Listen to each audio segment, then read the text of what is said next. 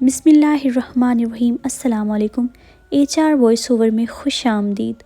کہانی کو شروع کرنے سے پہلے گزارش ہے کہ چینل کو لائک، شیئر اینڈ سبسکرائب ضرور کیجیے۔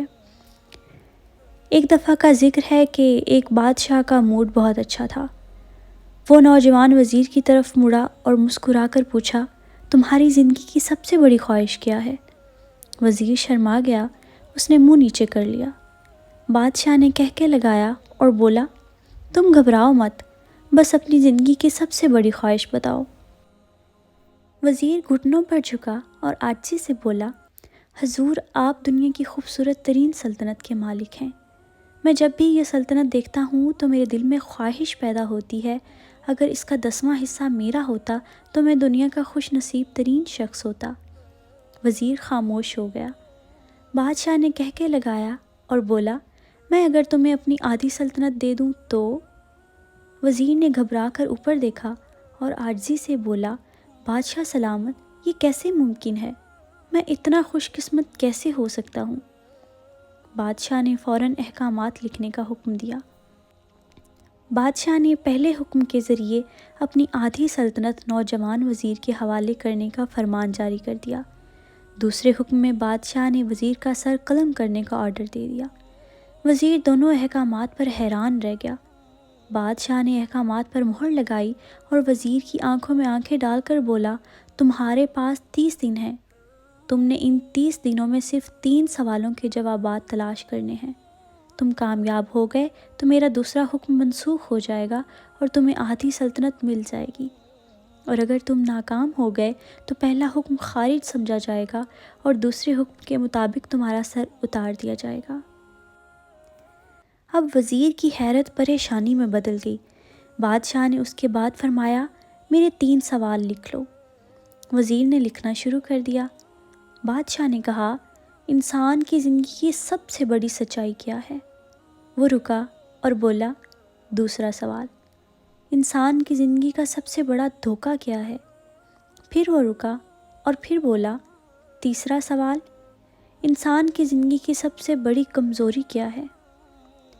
بادشاہ نے اس کے بعد نکارے پر چوٹ لگوائی اور بآواز بلند فرمایا، تمہارا وقت شروع ہوتا ہے اب۔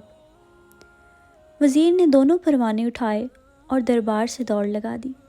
اس نے اس شام ملک بھر کے دانشور، ادیب، مفکر اور ذہین لوگ جمع کیے اور سوال ان کے سامنے رکھ دیے۔ ملک بھر کے دانشور ساری رات بحث کرتے رہے، لیکن وزیر نے دوسرے دن دانشور بڑھا دیے، لیکن نتیجہ وہی نکلا۔ وہ آنے والے دنوں میں لوگ بڑھاتا رہا مگر اس سے کوئی تسلی بخش جواب نہ مل سکا، یہاں تک کہ وہ مایوس ہو کر دارالحکومت سے باہر نکل گیا۔ وہ سوال اٹھا کر پورے ملک میں پھرا مگر اسے کوئی تسلی بخش جواب نہ مل سکا۔ وہ مارا مارا پھرتا رہا، شہر شہر، گاؤں گاؤں کی خاک چھانتا رہا۔ شاہی لباس پھٹ گیا، پگڑی ڈھیلی ہو کر گردن میں لٹک گئی، جوتے پھٹ گئے اور پاؤں میں چھالے پڑ گئے، یہاں تک کہ شرط کا آخری دن آ گیا۔ اگلے دن اس نے دربار میں پیش ہونا تھا۔ وزیر کو یقین تھا کہ یہ اس کی زندگی کا آخری دن ہے۔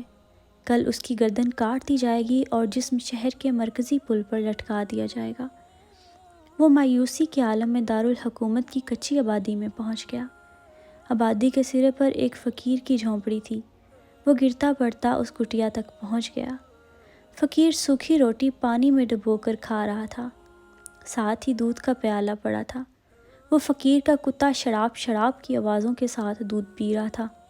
فقیر نے وزیر کی حالت دیکھی، کہکے لگایا اور بولا، جناب عالی، آپ صحیح جگہ پہنچے ہیں، آپ کے تینوں سوالوں کے جواب میرے پاس ہیں۔ وزیر نے حیرت سے اس کی طرف دیکھا اور پوچھا، آپ نے کیسے اندازہ لگا لیا میں کون ہوں اور میرا مسئلہ کیا ہے؟ فقیر نے سوکھی روٹی کے ٹکڑے چھابے میں رکھے، مسکرایا، اپنا بوریا اٹھایا اور وزیر سے کہا، یہ دیکھیے، آپ کو بات سمجھ آ جائے گی۔ وزیر نے جھک کر دیکھا، بوریے کے نیچے شاہی خلت بچھی تھی۔ یہ وہ لباس تھا جو بادشاہ اپنے قریب ترین وزراء کو عنایت کرتا تھا۔ فقیر نے کہا، جناب عالی، میں بھی اس سلطنت کا وزیر ہوتا تھا۔ میں نے بھی ایک بار آپ کی طرح بادشاہ سے شرط لگانے کی غلطی کر لی تھی، نتیجہ آپ خود دیکھ لیجئے۔ فقیر نے اس کے بعد سوکھی روٹی کا ٹکڑا اٹھایا اور دوبارہ پانی میں ڈبو کر کھانے لگا۔ وزیر نے دکھی دل سے پوچھا، کیا آپ بھی جواب تلاش نہیں کر سکے تھے؟ فقیر نے کہکے لگایا اور جواب دیا، میرا کیس آپ سے مختلف تھا، میں نے جواب ڈھونڈ لیے تھے۔ میں نے بادشاہ کو جواب بتائے، آدھی سلطنت کا پروانہ پھاڑا، بادشاہ کو سلام کیا اور اس کٹیا میں آ کر بیٹھ گیا۔ میں اور میرا کتا دونوں مطمئن زندگی گزار رہے ہیں۔ وزیر کی حیرت بڑھ گئی، لیکن یہ سابق وزیر کے حماقت کے تجزیے کا وقت نہیں تھا۔ جواب معلوم کرنے کی گھڑی تھی، چنانچہ وزیر اینکر پرسن بننے کی بجائے فریادی بن گیا اور اس نے فقیر سے پوچھا، کیا آپ مجھے سوالوں کے جواب دے سکتے ہیں؟ فقیر نے ہاں میں گردن ہلا کر جواب دیا، میں پہلے 2 سوالوں کا جواب مفت دوں گا، لیکن تیسرے جواب کے لیے تمہیں قیمت ادا کرنا ہوگی۔ وزیر کے پاس شرط ماننے کے سوا کوئی آپشن نہیں تھا۔ اس نے فوراً ہاں میں گردن ہلا دی۔ فقیر بولا، دنیا کی سب سے بڑی سچائی موت ہے۔ انسان کوئی بھی ہو، کچھ بھی ہو، وہ اس سچائی سے نہیں بچ سکتا۔ وہ رکا اور بولا، انسان کی زندگی کا سب سے بڑا دھوکہ زندگی ہے۔ ہم میں سب سے ہر شخص زندگی کو دائمی سمجھ کر اس کے دھوکے میں آ جاتا ہے۔ فقیر کے دونوں جواب ناقابل تردید تھے۔ وزیر سرشار ہو گیا۔ اس نے اب تیسرے جواب کے لیے فقیر سے شرط پوچھی۔ فقیر نے کہکے لگایا، کتے کے سامنے سے دودھ کا پیالہ اٹھایا، وزیر کے ہاتھ میں دیا اور کہا، میں آپ کو تیسرے سوال کا جواب اس وقت تک نہیں دوں گا جب تک آپ یہ دودھ نہیں پیتے۔ وزیر کے ماتھے پر پسینہ آ گیا۔ اس نے نفرت سے پیالہ زمین پر رکھ دیا۔ وہ کسی قیمت پر کتے کا جھوٹا دودھ نہیں پینا چاہتا تھا۔ فقیر نے کندھے اچکائے اور کہا، تمہارے پاس اب 2 راستے ہیں، تم انکار کر دو اور شاہی جلاد کا تمہارا سر اتار دے، یا پھر تم یہ آدھ پاؤ دودھ پی جاؤ اور تمہاری جان بھی بچ جائے اور تم آدھی سلطنت کے مالک بھی بن جاؤ۔ فیصلہ بہرحال تم نے کرنا ہے۔ وزیر اب پریشان ہو گیا۔ ایک طرف زندگی اور آدھی سلطنت تھی اور دوسری طرف کتے کا جھوٹا دودھ تھا۔ وہ سوچتا رہا یہاں تک کہ جان اور مال جیت گیا اور سیلف رسپیکٹ ہار گئی۔ وزیر نے پیالہ اٹھایا اور ایک ہی سانس میں دودھ پی گیا۔ فقیر نے کہکے لگایا اور بولا، میرے بچے، انسان کی سب سے بڑی کمزوری غرض ہوتی ہے۔ یہ اسے کتے کا جھوٹا دودھ تک پینے پر مجبور کر دیتی ہے، اور یہ وہ سچ ہے جس نے مجھے سلطنت کا پروانہ پھاڑ کر اس کٹیا میں بیٹھنے پر مجبور کر دیا۔ میں جان گیا تھا، میں جوں زندگی کے دھوکے میں آؤں گا، میں موت کی سچائی کو فراموش کرتا جاؤں گا، اور میں موت کو جتنا فراموش کرتا رہوں گا، میں اتنا ہی غرض کے دلدل میں دھنستا جاؤں گا، اور مجھے روز اس دلدل میں سانس لینے کے لیے غرض کا غلیظ دودھ پینا پڑے گا۔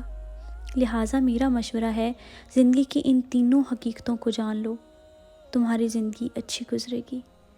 وزیر خجالت، شرمندگی اور خود ترسی کا تحفہ لے کر فقیر کی کٹیا سے نکلا اور محل کی طرف چل پڑا۔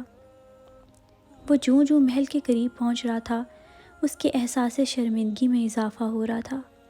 اس کے اندر ذلت کا احساس بڑھ رہا تھا۔ اس احساس کے ساتھ محل کے دروازے پر پہنچا۔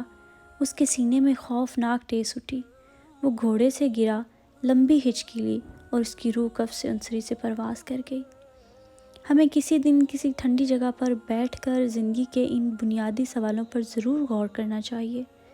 ہمیں یہ سوچنا چاہیے، ہم لوگ کہیں زندگی کے دھوکے میں آ کر غرض کے پیچھے تو نہیں بھاگ رہے؟ ہم لوگ کہیں موت کو فراموش تو نہیں کر بیٹھے؟ ہم کہیں اس کہانی کے وزیر تو نہیں بن گئے؟ مجھے یقین ہے، ہم لوگوں نے جس دن یہ سوچ لیا، اس دن ہم غرض کے ان غلیظ پیالوں سے بالاتر ہو جائیں گے۔